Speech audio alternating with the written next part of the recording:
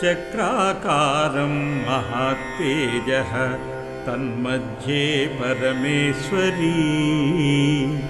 जगन्माता जीवदात्री नारायणी परमेश्वरी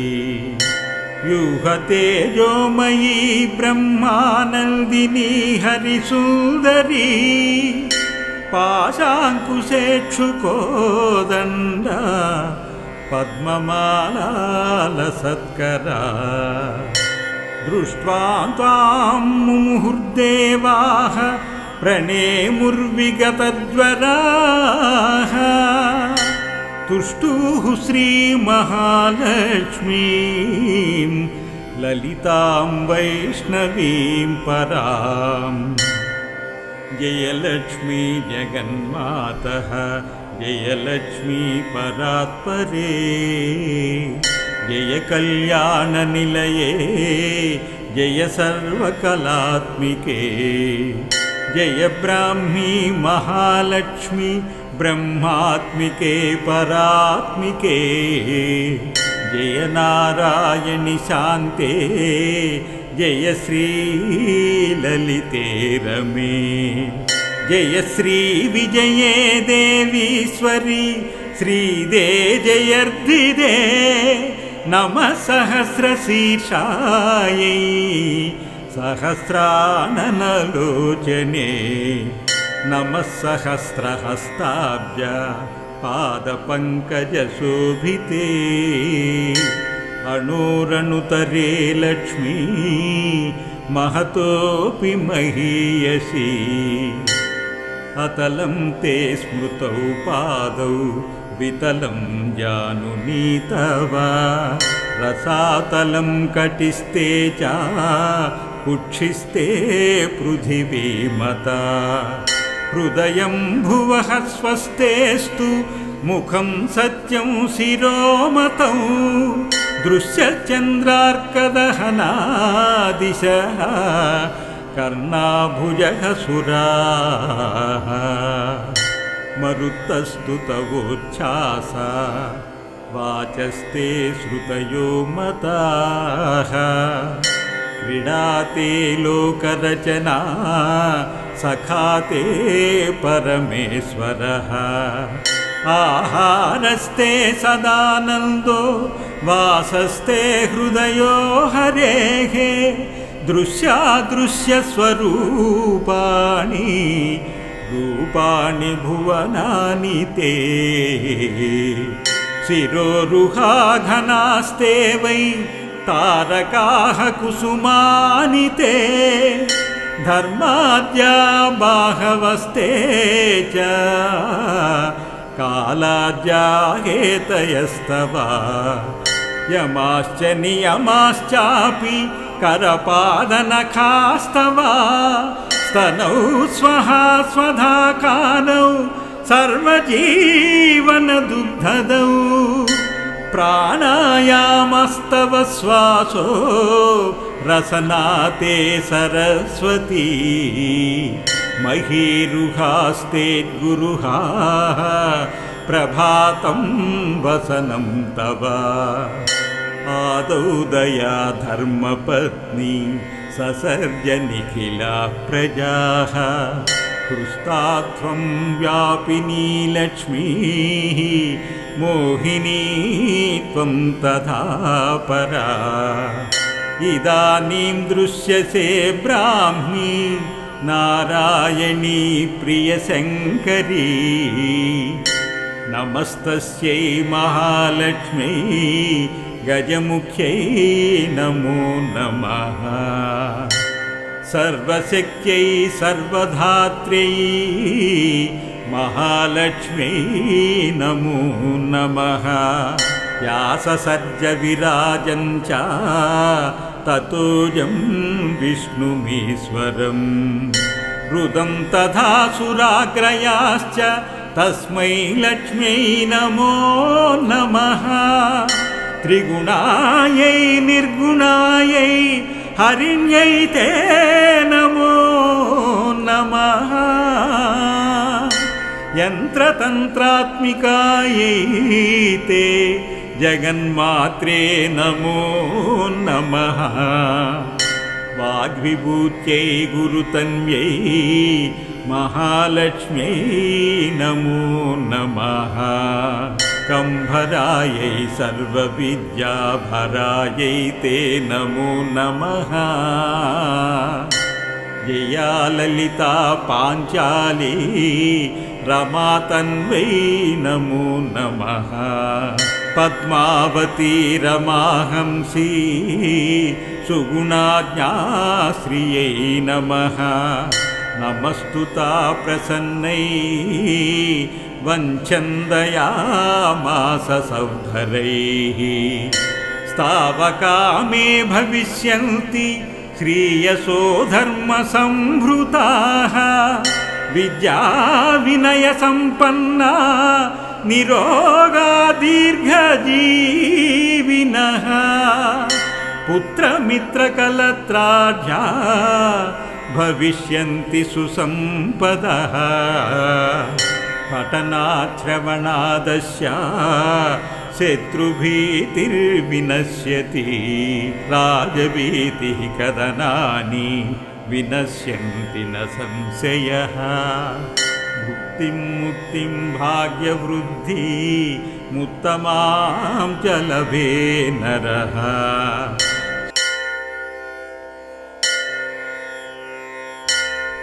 चक्राकारं महातेजः तन्मध्ये परमेश्वरी जगन्माता जीवदात्री नारायणी परमेश्वरी व्यूहतेजोमयी ब्रह्मानन्दिनी हरिसुन्दरी पाशाङ्कुशेक्षुकोदण्डा पद्ममालालसत्करा दृष्ट्वा त्वां मुहुर्देवाः प्रणेमुर्विगतज्वराः तुष्टुः श्रीमहालक्ष्मीं ललितां वैष्णवीं परां जयलक्ष्मी जगन्मातः जयलक्ष्मी परात्परे जय कल्याणनिलये जय सर्वकलात्मिके जय ब्राह्मी महालक्ष्मी ब्रह्मात्मिके परात्मिके जय नारायणि शान्ते जय श्री ललिते रमे जय श्री विजये देवीश्वरी श्रीदे जयर्धिदे नमः सहस्रशीर्षायै सहस्राननलोचने नमः सहस्रहस्ताब्ज पादपङ्कजशोभिते अणोरणुतरे लक्ष्मी महतोऽपि महीयसी अतलं ते स्मृतौ पादौ वितलं जानुनी तव रसातलं कटिस्ते च कुक्षिस्ते पृथिवीमता हृदयं भुवः स्वस्तेस्तु मुखं सत्यं शिरोमतौ दृश्यचन्द्रार्कदहनादिशः कर्णाभुजः सुराः मरुत्तस्तु तवोच्छ्वासा वाचस्ते श्रुतयो मताः क्रीडाते लोकरचना सखाते परमेश्वरः आहारस्ते सदानन्दो वासस्ते हृदयो हरेः दृश्यादृश्यस्वरूपाणि रूपाणि भुवनानि ते शिरोरुहाघनास्ते वै तारकाः कुसुमानि ते धर्माद्या बाहवस्ते च कालाद्या हेतयस्तव यमाश्च नियमाश्चापि करपादनखास्तव स्तनौ स्वहा स्वधा कानौ सर्वजीवनदुग्धदौ प्राणायामस्तव श्वासो रसनाते सरस्वती महीरुहास्तेद्गुरुहा प्रभातं वसनं तव आदौ दया धर्मपत्नी ससर्ज निखिला प्रजाः हृष्टात्वं व्यापिनी लक्ष्मीः मोहिनी त्वं तथा परा इदानीं दृश्यसे ब्राह्मी नारायणी प्रियशङ्करी नमस्तस्यै महालक्ष्म्यै गजमुख्यै नमो नमः सर्वशक्त्यै सर्वधात्र्यै महालक्ष्म्यै नमो नमः व्याससर्ज विराजं च ततोऽजं विष्णुमीश्वरम् रुदं तथा सुराग्रयाश्च तस्मै लक्ष्म्यै नमो नमः त्रिगुणायै निर्गुणायै हरिण्यै ते नमो नमः यन्त्रतन्त्रात्मिकायै ते जगन्मात्रे नमो नमः वाग्विभूत्यै गुरुतन्व्यै महालक्ष्म्यै नमो नमः कंभरायै सर्वविद्याभरायै ते नमो नमः जया ललिता पाञ्चाली रमातन्वै नमो नमः पद्मावती रमाहंसी सुगुणाज्ञाश्रियै नमः नमस्तुता प्रसन्नै वञ्चन्दयामास सौधरैः स्तावकामे भविष्यन्ति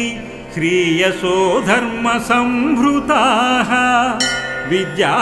विनयसम्पन्ना निरोगा दीर्घजीविनः पुत्रमित्रकलत्राढ्या भविष्यन्ति सुसम्पदः पठनाश्रवणादस्य शत्रुभीतिर्विनश्यति राजभीतिः कदनानि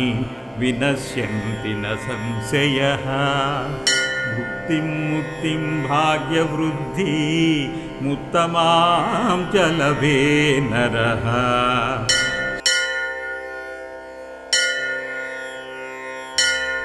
चक्राकारं महातेजः तन्मध्ये परमेश्वरी जगन्माता जीवदात्री नारायणी परमेश्वरी व्यूहतेजोमयी ब्रह्मानन्दिनी हरिसुन्दरी पाशाङ्कुशेक्षुकोदण्डा पद्ममालालसत्करा दृष्ट्वा त्वां मुहुर्देवाः प्रणेमुर्विगतज्वराः तुष्टुः श्रीमहालक्ष्मीं ललितां वैष्णवीं पराम् जयलक्ष्मी जगन्मातः जयलक्ष्मी परात्परे जय कल्याणनिलये जय सर्वकलात्मिके जय ब्राह्मी महालक्ष्मी ब्रह्मात्मिके परात्मिके जय नारायणि शान्ते जय श्री ललिते रमे जय श्री विजये देवीश्वरी श्रीदे जयर्धिदे नमः सहस्रशीर्षायै सहस्राननलोचने नमः सहस्रहस्ताभ्य पादपङ्कजशोभिते अणोरणुतरे लक्ष्मी महतोऽपि महीयसी अतलं ते स्मृतौ पादौ वितलं जानुनी तव रसातलं कटिस्ते च कुक्षिस्ते पृथिवीमता हृदयं भुवः स्वस्तेस्तु मुखं सत्यं शिरोमतौ दृश्यचन्द्रार्कदहनादिशः कर्णाभुजः सुराः मरुत्तस्तु तवोच्छ्वासा वाचस्ते श्रुतयो मताः क्रीडाते लोकरचना सखाते परमेश्वरः आहारस्ते सदानन्दो वासस्ते हृदयो हरेः दृश्यादृश्यस्वरूपाणि रूपाणि भुवनानि ते शिरोरुहाघनास्ते वै तारकाः कुसुमानि ते धर्माद्या बाहवस्ते च कालाद्या हेतयस्तव यमाश्च नियमाश्चापि करपादनखास्तव स्तनौ स्वहा स्वधा कानौ सर्वजीवनदुग्धदौ प्राणायामस्तव श्वासो रसनाते सरस्वती महीरुहास्ते गुरुहा प्रभातं वसनं तव आदौ दया धर्मपत्नी ससर्ज निखिला प्रजाः हृष्टात्वं व्यापिनी लक्ष्मीः मोहिनी त्वं तथा परा इदानीं दृश्यसे ब्राह्मी नारायणी प्रियशङ्करी नमस्तस्यै महालक्ष्म्यै गजमुख्यै नमो नमः सर्वशक्त्यै सर्वधात्र्यै महालक्ष्म्यै नमो नमः व्याससर्ज विराजं च ततोऽयं विष्णुमीश्वरम् रुदं तथा सुराग्रयाश्च तस्मै लक्ष्म्यै नमो नमः त्रिगुणायै निर्गुणायै हरिण्यै ते नमो नमः यन्त्रतन्त्रात्मिकायै ते जगन्मात्रे नमो नमः वाग्विभूत्यै गुरुतन्व्यै महालक्ष्म्यै नमो नमः कंभरायै सर्वविद्याभरायै ते नमो नमः जया ललिता पाञ्चाली रमातन्वै नमो नमः पद्मावती रमाहंसी सुगुणाज्ञाश्रियै नमः नमस्तुता प्रसन्नै वञ्चन्दयामास सौधरैः स्तावकामे भविष्यन्ति श्रीयसो धर्मसंभृताः विद्या विनयसम्पन्ना निरोगा दीर्घजीविनः पुत्रमित्रकलत्राढ्या भविष्यन्ति सुसम्पदः पठनाश्रवणादस्य शत्रुभीतिर्विनश्यति राजभीतिः कदनानि विनश्यन्ति न संशयः मुक्तिं मुक्तिं भाग्यवृद्धि मुत्तमां च लभे नरः श्रीलक्ष्मीनारायण संहितायां देवसङ्घकृता श्रीमहालक्ष्मी ललितास्तोत्रं सम्पूर्णम्।